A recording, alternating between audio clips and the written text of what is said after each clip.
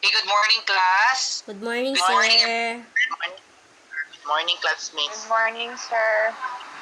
Tanan. Yeah. Kumusta ang tanan? Okay Are na, you sir. excited We're for the fine. our school year? This is the last month of our school year. Actually, I'm happy, but at the same time, I'm sad because I will be missing you all. Char. Again, this subject is about Research 101, di ba? Yes po. Research 101. And I'm really expecting that you have already learned how to create research, okay, in our previous lessons and discussions. Okay, this particular activity, I will be testing I will be testing kung naka-learn ka din mo sa itong research. I will be requiring you to create a research that will be based on what I will be discussing. I will allow you to practice what you have learned. So put into action what you have learned. So do you agree with that particular project? This will Yes be your po. final project. Yes po. Do you agree with that? Yes, Yes, sir. sir. Yes, sir. So before Yes, that, I sir. will be doing few things, okay? So because we already have 1 month left na lang, so because this is a project-based learning, a project-based requirement, I will be allowing you, or I will be encouraging you to develop skills throughout this month-long research preparation. Okay? So, basically, we have only one meeting per week. So, we have 4 weeks. And I want you to develop 4 skills. So, are you familiar with the 4 C's? Yes po. Okay, what are the 4 C's? Who can enumerate to me the 4 C's? Critical thinking, collaboration, communication, and creativity po. Very good sa Paliada. I will give you 10 points for that, for being so Thank you, sir. responsive. So, because of that, because we want to develop specific skills for you to bring or for you to use in your level, which is your college. Okay? Every week we will be practicing specific skills for you to develop. So for the week 1, I want you to develop collaborative skills. Okay, take note for this. Week 1, collaborative skills. For the week 2, I want you to develop critical thinking skills. And then for the week 3, I want you to develop communication skill. And for the final week, I want you to be able to become creative. I want you to develop creativity skills.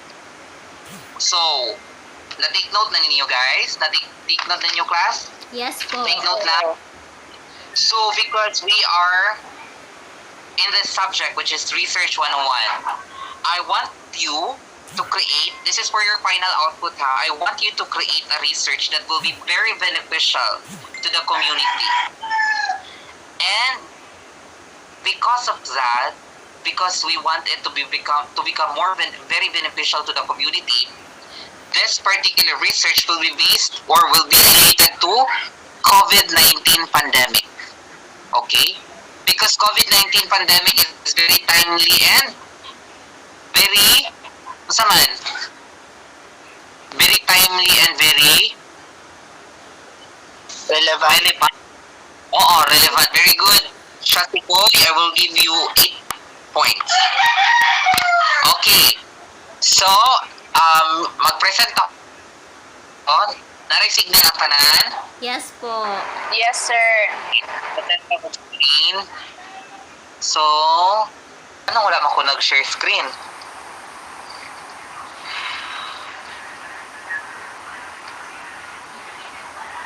Nag-share screen ha?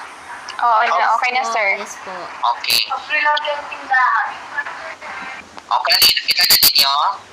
Yes. Okay. So our topic for today is about coronavirus disease 2019 or commonly known as COVID-19. So what do we need to know what do the community need to know? Unsa may kailangan mabalaan sa community about coronavirus 2019? So of course, we need to inform them how to prevent the disease. Okay, so this is about prevention. Our topic for today is about the prevention of the coronavirus. But before that, I will be discussing the little background about COVID-19 virus. So COVID-19 virus is a severe acute respiratory syndrome or coronavirus 2 or SARS-CoV-2 that causes COVID-19. So most of us already know that this is a new virus. SARS-CoV-2 is a new virus. So the first cases, no, kaya dili naman ingon isa ra ang nag-first case kay daghan kay paspas kayo ang spreading ani. The first cases were identified in the people with pneumonia in Wuhan, China in late December 2019. So people at that time, back then, don't know that it is COVID-19. So they thought it is just a simple pneumonia, no? But then, sa kanilang, hindi nila inaakala na, ano na pala, COVID-19 pala. And it is very critical kind of virus. So it probably started in animals. Again, what kind of animals? Bat po. Bat? Bat, sir, bat. Bat. So according to what I have read online, it was being transmitted because one of the citizens in Wuhan, China, cooked a bat without even removing its removing its hair. I think that's what happened. No, wala nila gilimpyon, wala nila gipanitan. Yes. And they directly cook it and boil it with water and add seasoning to it. That's why it causes this very widely spread coronavirus. Because this virus is new, we are learning more all the time, and what we need to know, what we know now may change. Why? What do you mean by what we know now may change? Ano man? Who can explain from the class? It is because, for example, sir, kani ang ato ang nahibawaan karon ngani then Biden kung magkandak og research, through research po, ma-unravel po nato kung unsa jud ang tinuod. So, kung unsa ang atong nahibalan karon is ma-change siya kung unsa ang result sa ato ang research po. Yes, very good sa Palyeda. So, basically, sa Palyeda is correct. What we know now may change because everything is dynamic, di ba? And even the virus is changing, is continually changing, no? It is very, naanay issue karon nga naanay mga bagong variants sa virus, di ba? Yes po. That's why we really need to conduct this research for us to be able to spread awareness to the community. That is what we are really aiming here. So to stop the spread of the virus, what comes to your mind? What will be the best prevention? For the spread of the virus, sir, it's better to have discipline for oneself. Like when going to a public places, we have to wear face mask and then Very always good. wash hands. That's right. That is what we are talking right now.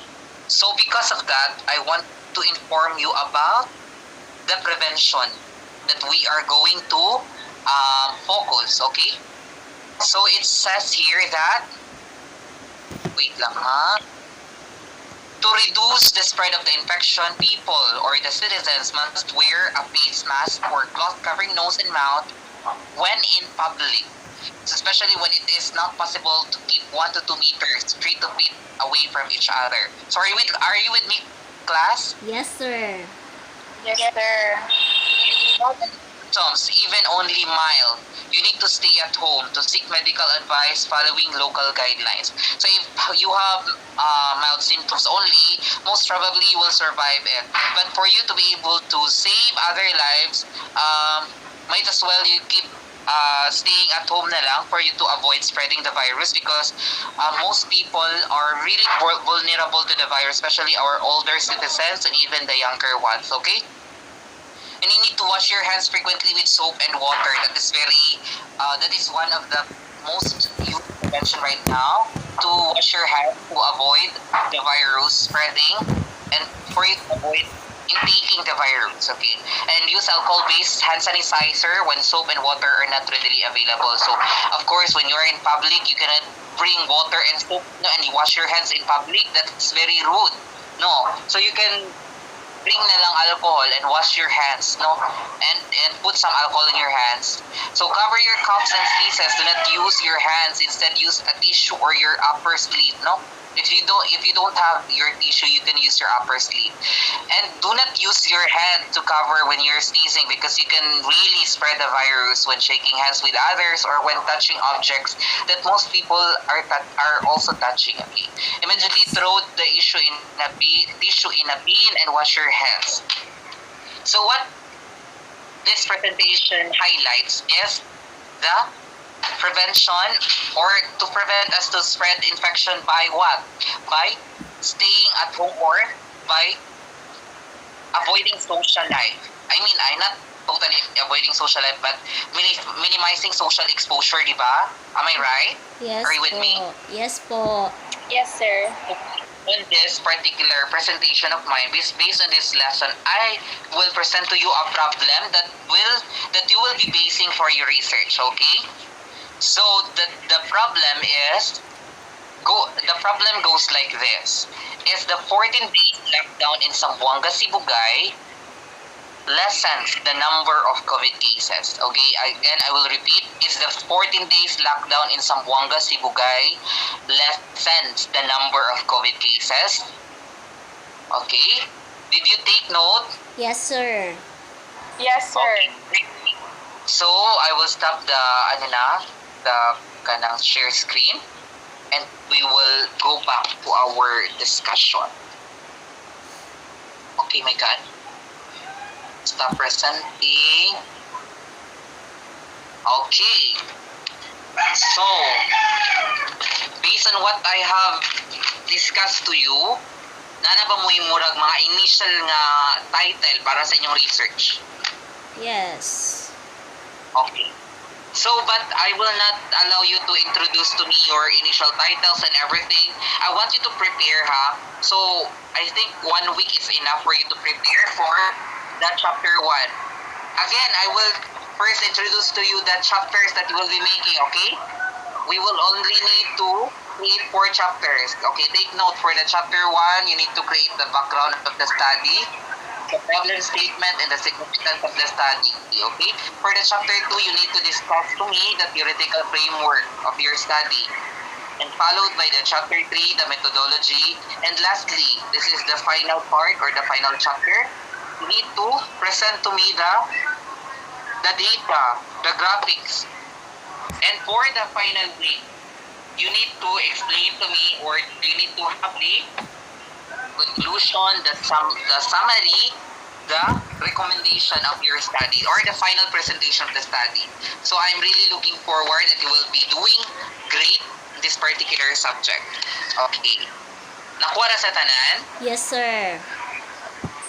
So I think this ends our discussion for today. I will see you next week and have a great day ahead. Goodbye. Bye, sir. Bye, sir.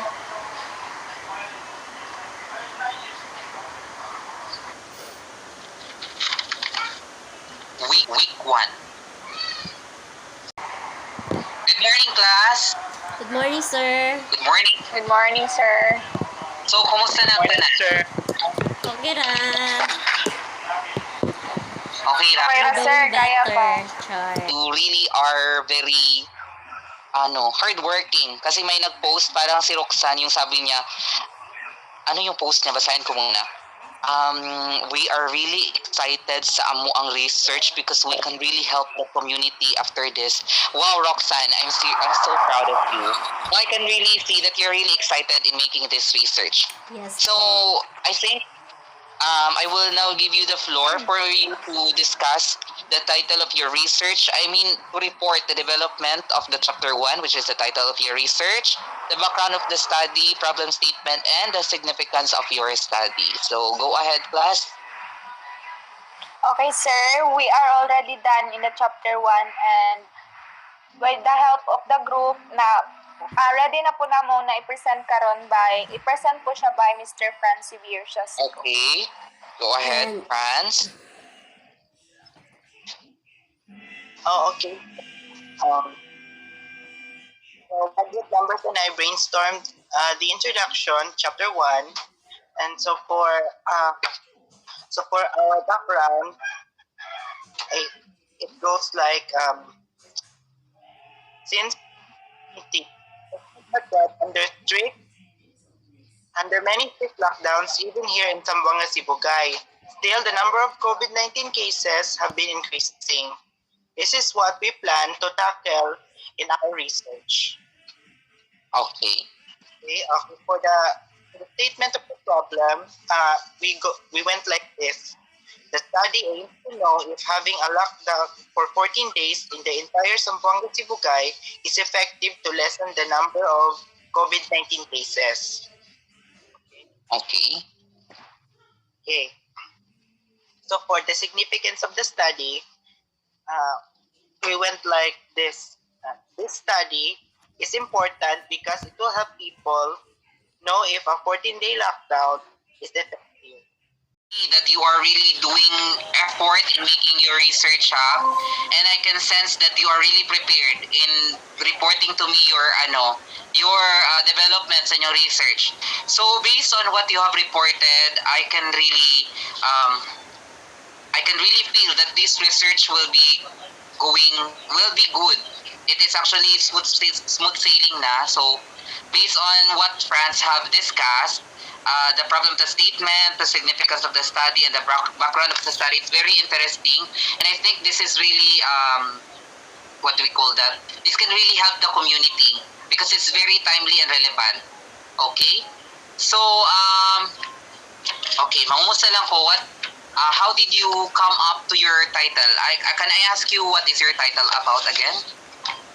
Our title, sir, is all about the effectivity of COVID-19 having a 14 days lockdown in Zamboanga, Sibugay to lessen the number of COVID cases.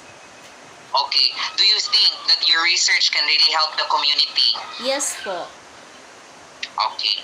So, by that, I think this is the end of our first meeting in this last month, no? First meeting sa tong last month. So, I can see that you have developed so much throughout our past discussions, no? You can really make a problem statement, significance of the study, and even the background of the study. And you have developed the collaborative skill, no? Based on what I have observed that you're posting online. So good job, class. See you next meeting. Okay, to remind you, next meeting, you will be presenting to me the theoretical framework. So because theoretical framework is not that long, I want to use the remaining time for you to create your survey questionnaire. Okay, is that okay? Yes po. Survey questionnaire, and at the same time, present to me after you've done making it. I will give direct feedback and critique for you to be able to use it now after. So okay na? Yes See you po. na lang next meeting, and I'm so excited what will be the development you will be making next meeting. Thank you very much and have a great day ahead, class. Goodbye. Goodbye po. Bye, sir.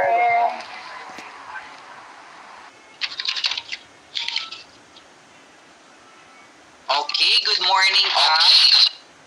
Good morning, everyone. Good morning, sir. Morning, sir. Good morning. This is our second week for the last month. Okay. Yes po. So again, as what I reminded you, you will be discussing to me or presenting to me the framework. I think you are already prepared. Okay, by the way, I have seen Maria Elita's post on IG. I have seen that you're really, I can see the picture of you and your laptop. You're really doing something, okay? And you're really busy, and Yes, you sir. have much there, like Research 101, very helpful to the society. Aral pa more para sa kinabukasan. Parang ganon. I really like that, Maria Yes, Elita. sir. Yes, You're sir. very studious. You're a studious person. Okay. So I think everyone is now prepared. I will now give you the floor, guys. Yes, sir. So, for the theoretical framework in Chapter 2, sir, Miss Berbania will going to present it to the class. Okay, Verbania, go ahead. Good morning, sir. I will be the one to presenting the chapter 2 of our research paper. As the COVID-19 daily increasing cases in Zamboanga, Sibugay, it leads to 2 weeks lockdown and some restriction. According to Edward R. Melnick, lockdown is the only thing we can do to prevent spreading of virus. However, John P. Lenides argued that any benefits of lockdown depends on its longness it implemented. How long it's implement. Yet, lockdown is not 100% effective to slow down the outbreak of COVID-19. It may avoid social gathering. However, it does not mean it stops spreading. It somehow increased the number of cases.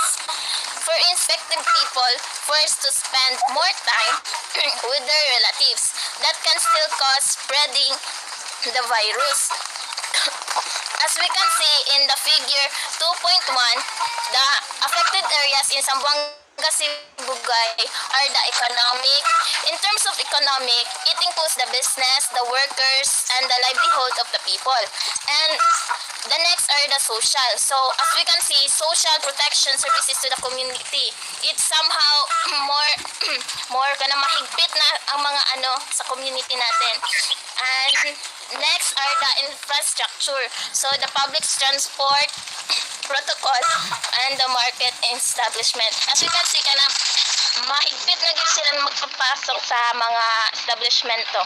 Yes, based on what you have, can you mute your So based on what you have discussed to me and reported to me, Miss Verbania, I can really absorb what you are wanting to mean. So you mean that when we have COVID-19 lockdown, it does not only affect the community but also the trading happening in our diba? Ganon? Yes. So the businesses, the transportation, and a lot more are really bothered because of the lockdown. And you are also pointing that even though we have lockdowns, we can still spread the virus throughout our family, diba? So based on your theoretical framework, it really is what? Murag kanang it says that lockdown is not that beneficial, di ba ganon? Yes. So I think that is really a good one, a good theoretical framework. So my feedback is it's really well and it really coincides with your research. And I'm really looking forward kung unsa pay development na may tabo. But for now, for the remaining time, I will give you 5 minutes kuno. 5 minutes for you to be able to create your survey questionnaire and then present it to me directly para makritik din ako, okay? Yes po. So, okay. Sige. You can use my time now. Thank you, sir.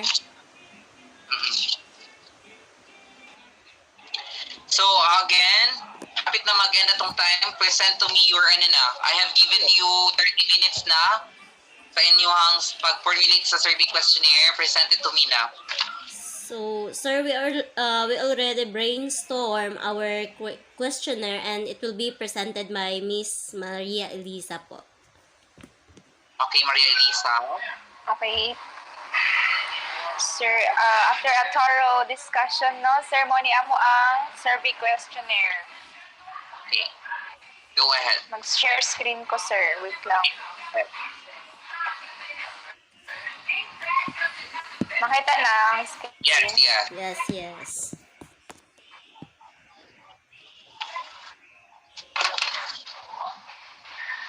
Makita ra, sir? Yes. Okay. So, muna ang Tas ko survey questions. Okay. Go ahead, Maria Elisa.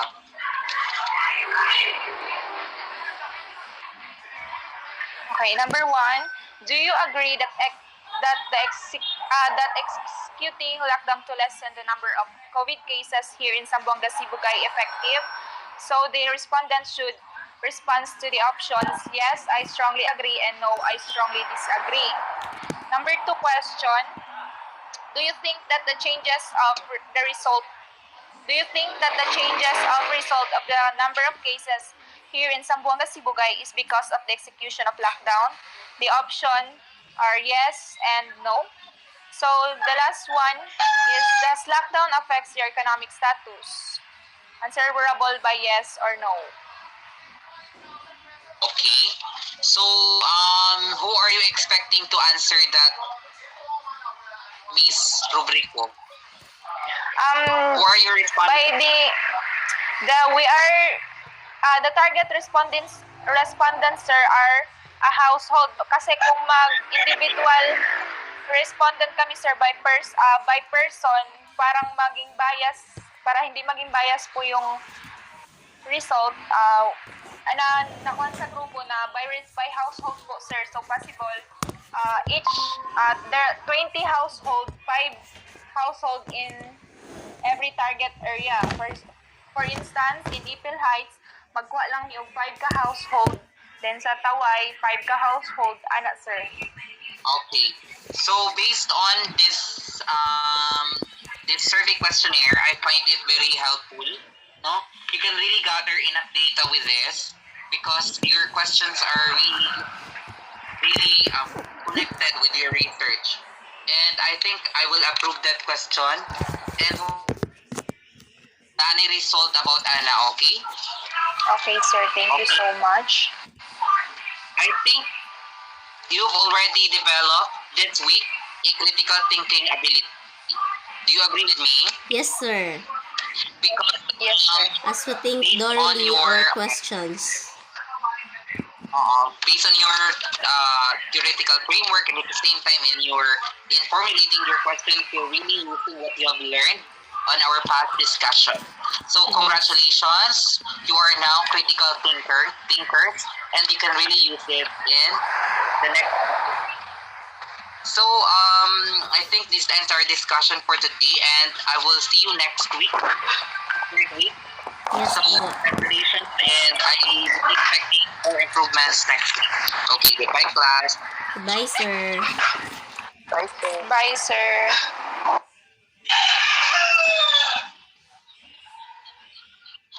Okay. Good morning, class. Good morning, sir. Good morning. Good morning, sir. And we're almost done. No, happy na maguman na ito ang klase. Yes po. Okay pa ba? Okay pa. So how was your preparation? Pa, sir, kaya pa. Di ba I reminded you already that you will be presenting to me right now the chapter 3 and the chapter 4? Yes po. The I chapter... reminded you. So you will be presenting to me the chapter 3 and chapter 4 ha? Yes po. So, Almost na tayo. May mga posts sa social media about the hardships you're going through. I think Bangkwang, yung my day niya, nakita ko yun, yung parang umiiyak. Ganon din, parang may research 101. I think, do you find this subject hard, class? I'll bet po. Not that Sort much. of. Pero, sir, sa ano lang siya, sa Part of the internet process po siya, access, sir. Okay, mas I can relevant understand. factors mga maka-affect kasi sa study, sir. Yes, Sorry sir. kaayo sa mga kuan. That's very reasonable ato. And we So do I will not understand po, sir. talk more. I will now give you the authority to speak and to report to me chapter 3 and chapter 4.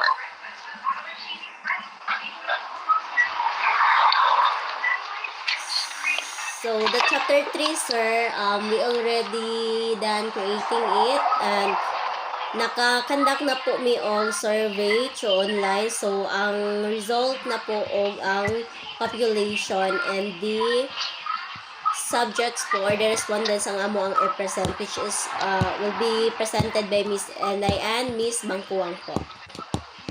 Okay. Ellen Bangkwang. Naka-share screen na ka, Jay. Okay, sige, wait lang ha.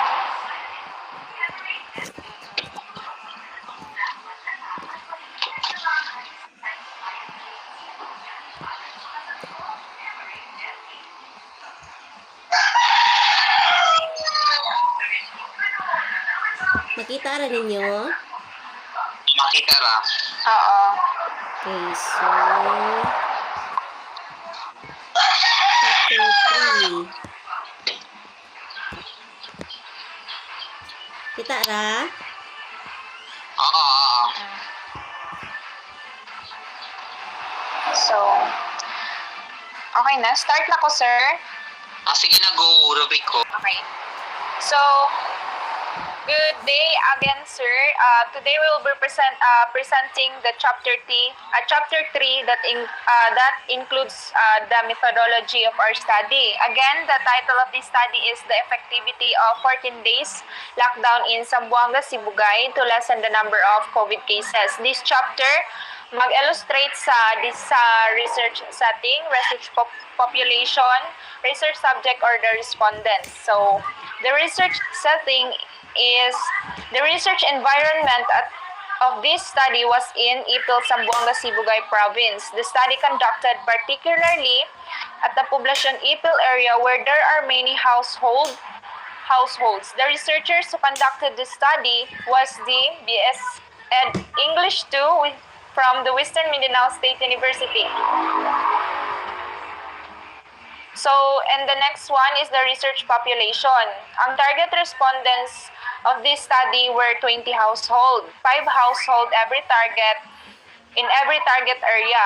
The selection of the participants was in random and selecting the most accessible household member by the use of social media, either Messenger or Facebook. Next. Kita lang? And, okay. Opo. The research instrument is, the research employs a questionnaire to gather the data needed. The questionnaire consists of 2 parts, which part 1 is the respondent's name and gender. Part 2 is the respondent's questionnaire containing 2 questions and 3 questions answerable by the given option. And the research procedure is, in conducting the actual research, the researchers send first a letter seeking permission to the school admin or principal before the researchers do the actual procedure of gathering the data online. So the total number of respondents, 20 households. Okay. So, for the result, sir, will be presented by Miss Bangkuang po. Miss Bangkwang, go. Therefore, presentation of data. In this chapter presents and intercepts the data gathered through the percentage and analysis from the chosen respondents. The graphical presentation of the data is arranged according to the order of statement of the problem, sir. Okay, next. Jaya. Graphing. Graphing. So, do you agree you think to lessen number of COVID cases in Sibugay? Result, only 6% strong and 2% no strongly agree, sir. Disagree. In the second question, do you think that the changes of result of the number of cases here in Sibugay because of execution lack? And the result is there is 9% answered no, 11% answered 9% answered yes, and 11% answered no, sir. And then for the last question? That's all po, sir. Tulo na ka-question, no? 2 questions lang po, sir, since I noticed that ang third question po is dili kay siya related po sa amo ang title po. That is what I also noticed. No, Yes, last meeting I want to erase it, but then I'm so happy that you already noticed it too. That's why okay, that's fine. So 2 question and your datas are very helpful. So based on your presentation of the methodology and your data presented, I think the research is somehow almost done. So how Yes, do you sir. find the 14 days lockdown in Zamboanga, Sibugay? So based on your data gathered, is it effective or not? Based on the data gathered po, sir, having a lockdown for 14 days in Zamboanga, Sibugay is not effective at all since that based on the survey po, in the question number 1, if they have agreed that the having a lockdown for 14 days effective to lessen the number of cases, and then their answer is not. And by having a research also, sir, today cases of the COVID cases here in Zamboanga, Sibugay, the number of COVID cases still increasing, surprisingly increasing po, even though we undergo in a lockdown. So that's why next week pa ba maghatag og conclusion class? Yes, sir. Next week na no, final? The final Sir, presentation? Sir, kanang for the for the skill nga imo ang po sa amo agi assign in this week po. Oo. Na This ano po week na pala, siya, na develop I po. have, Yes. you've already done conducting your survey, diba, through Yes virtual? po. I have seen you did a virtual interview. Yes. It was been posted by Roxanne Bangkwang in her account. No, yung mga pictures ng nila. So I'm a stalker sa inyong grupo because I'm so proud of you. And congratulations, you developed a good communication skill because amidst pandemic, you became flexible in communicating. So you have used multimedia platforms for you to be able to communicate to your respondents. Yes, So am I po. right? Yes po. Congratulations for that, and I think that ends our 3rd week, and I'm really excited for the last and the final week. No, I hope you will be presenting your research well, and I expect that you will also present something to the public, Yes no, po. through social platforms. So congratulations, advance congratulations, because I think your research is really effective.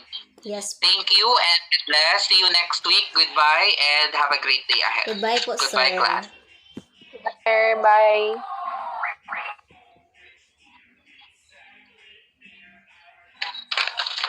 Okay, good morning, class.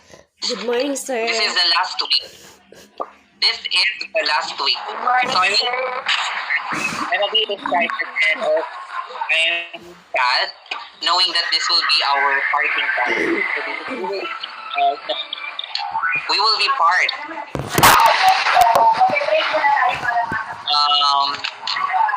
I think this is our school year, and I'm really excited for your final presentation. By the way, who will be presenting to me the Me po, sir. Okay, Miss Sapalieda. Yes po. So, without further ado, I will now give you the floor to convince me to approve and to approve your research, no, if it is really effective and useful to the community. So you have now the power and the chance and also the possibility to convince me. Good Yes, luck, sir, sir. Sapalieda. I'm going to share screen po, sir, in order to present our project. Okay, yes, you may.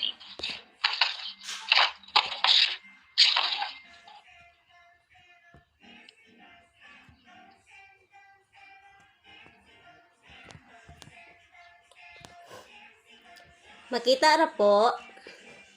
Yes, yes.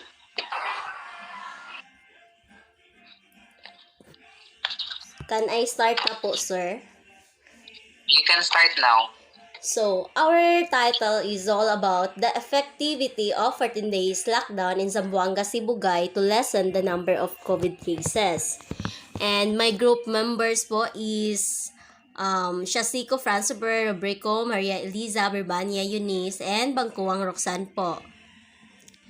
So, Chapter 1, Introduction. Background of the study. Coronavirus disease 2019 is a contagious disease caused by a severe acute respiratory syndrome coronavirus. Since 2020, the world had gone under a strict lockdown, and as one of those countries who experienced this pandemic, we need to undergo a lockdown in order to lessen the spread of the virus. In the province of Zamboanga, Sibugay, the number of cases surprisingly increased, which caused in having a 14 days lockdown in order to stop the spread of the virus. For the statement of the problem, this study aims to know if having a lockdown for 14 days in the entire Zamboanga, Sibugay is effective to lessen the number of cases, its effect to the people in Zamboanga, Sibugay, especially in the economy, and how to give solution on this problem. And for the significance of the study, this study is very important because many people would benefit from this study. It will help to know if the 14 days lockdown is effective, as well as many people will learn from it when it is already uploaded in social media platforms. So for the chapter 2, which is the theoretical framework, as the COVID-19 daily increasing in Zamboanga, Sibugay province, it leads to 2 weeks, sorry for the typo error, sir. It leads to 2 weeks lockdown and some restrictions. According to Edward R. Melnick, lockdown is the only thing we can do to prevent the spread of the virus and lessen the number of cases. So, this framework provides the basic for designing and monitoring scheme for the areas that being affected during 2 weeks lockdown in Zamboanga, Sibugay. So, per figure 2.1, Zamboanga, Sibugay affected areas framework. Affected areas in the first, economic, business, workers, livelihood, and for the second one, social protection services to the community. And for the last one, which is the infrastructure, that includes the public transport, protocols, and the market. Chapter 3, Research Setting. The research environment of the study was in Ipil, Zamboanga, Sibugay province. The study conducted particularly at the Poblacion Ipil area where there are many households. The researcher who conducted the study was the BSed English 2 from Western Mindanao State University, Ipil ASU campus. Research population. The target respondents of the study were 20 households, 5 household every target area. The selection of the participants was in random and selecting the most accessible household member by the use of social media like Messenger and Facebook. Research instrument. The research employs a questionnaire to gather the data needed. The questionnaire consists 2 parts, which is the part 1 is the respondent's name and the gender, and the part 2 is the respondent's questionnaire containing 2 questions unanswerable by the given options. And for the last one in the chapter 3, the research procedure. In conducting the actual research, the researchers send first a letter seeking permission to the school principal before the researchers having an actual procedure of gathering data online. The total number of respondents are 20 households. Chapter 4, Presentation of Data. This chapter presents and intercepts the data gathered through the percentage and analysis from the chosen respondents. The graphical presentation of the data is arranged according to the order of statement of the problem. which can be seen in the chapter 1. For the graphing, question number 1, do you agree that executing lockdown to lessen the number of COVID cases here in Zamboanga, Sibugay effective? So, this questions po is the one that we are using in the survey survey that we conducted online. So, for the question number 1, 6 households strongly agree and 12 households are not strongly agree.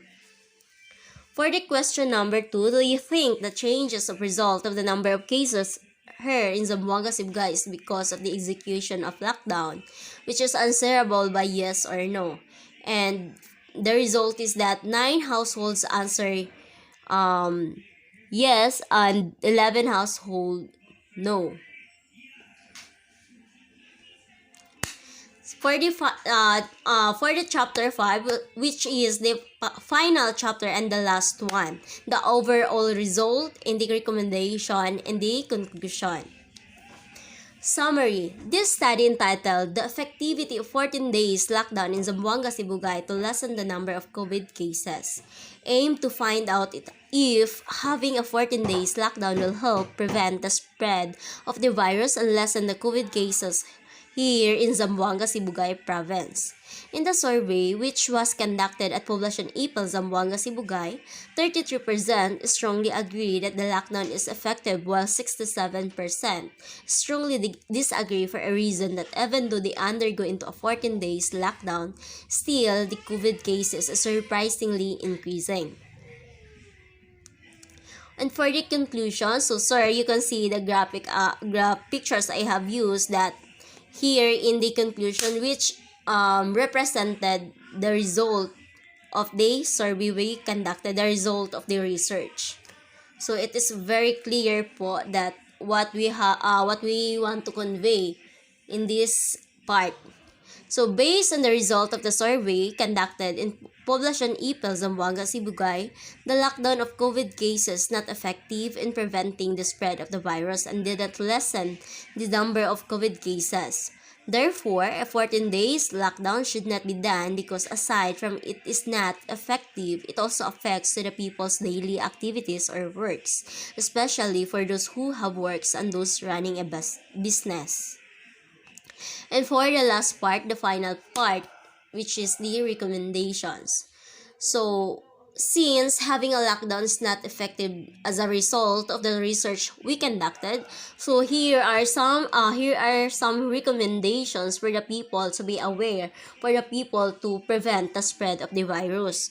What I want the people to know is that they should have, in order to prevent the virus spreading, they should have a self-discipline, because even though we undergone into a lockdown, the virus is still spreading because of lack of self-discipline. So first, stay at home if you start to feel ill. Unless you are going out to seek medical attention, stay at home if you are feeling sick, especially if you have symptoms of fever or cough. Avoid close contact with people, physical distancing. Try to keep your distance from other people at least 6 feet or 2 arms lengths. This is especially important for people who are not high risk of getting very sick and experiencing severe disease. Wear a mask when in public, the very important one. Wear a mask with 2 or more layers to help stop the spread of COVID-19. Wear the mask over your nose and mouth and secure it under your chin. Masks should be worn by people 2 years and older. Wash your hands often. You use soap and water for at least 20 seconds, especially after going to the bathroom, before eating, and after blowing your nose, coughing, or sneezing. Clean and disinfect. Clean frequently touch objects that surfaces using a household cleaning spray or wipe, because the objects that we have is pwede na siya nga nag-contain og kanang virus, which is kanang maka-infect sa atoa. Avoid touching your eyes, nose, and mouth. Avoid touching your eyes, nose, and mouth with unwashed hands. Kaya ang ato ang hands, mas kinasa nato na siya ginagunit-gunit. So, pwede ta nakakuha og virus ana nga object. So, kinahanglan nga mag-wash tag hands before nato para dili ta ma-infect. Kay kung mag-ano ta sa atong mga eyes, nose, and mouth, diha na mosulod ang virus. Next, cover your coughs and sneeze. Use a tissue then throw the tissue in the trash. If you don't have a tissue, use your elbow. Cover your mouth and nose with a tissue when you cough or sneeze, or use the inside of your elbow. Throw used tissues in the trash. And the last one, the very important one, which is to get vaccinated.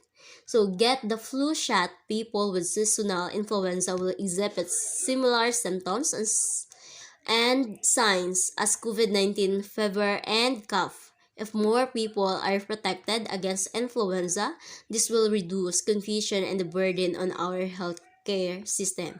And also, to get vaccinated, it will help us in getting back into normal, to have our daily activities done, not having any lockdown, not wearing any mask. That's the important one. So I think that's all po, sir, for the presentation of our research. Thank you. Well, give yourselves a round of applause, everyone.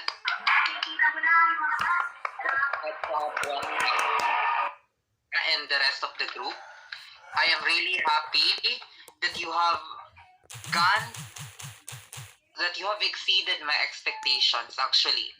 So this research will be really helpful. So as what I have heard, you already prepared a video presentation, Misa Paliada, no, to be posted Yes, later po. tonight, and all social media platforms. Yes po. Okay, we'll see that later. So my final verdict to your research, well, it is very helpful. It is very timely and very relevant, and I don't find any issue about it. So congratulations, everyone. And I want to inform you, I want you to know that I am so proud of you.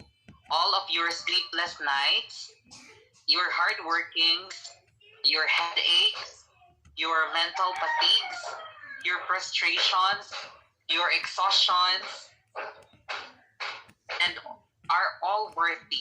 No, they are all worthy because I am giving you all the highest score or grade. Wow, thank you, So, sir.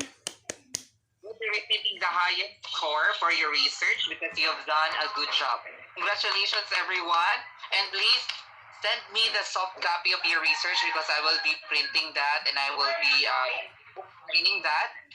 And I will keep it to the library for other students to refer to when they need some data regarding to your research. Yes po.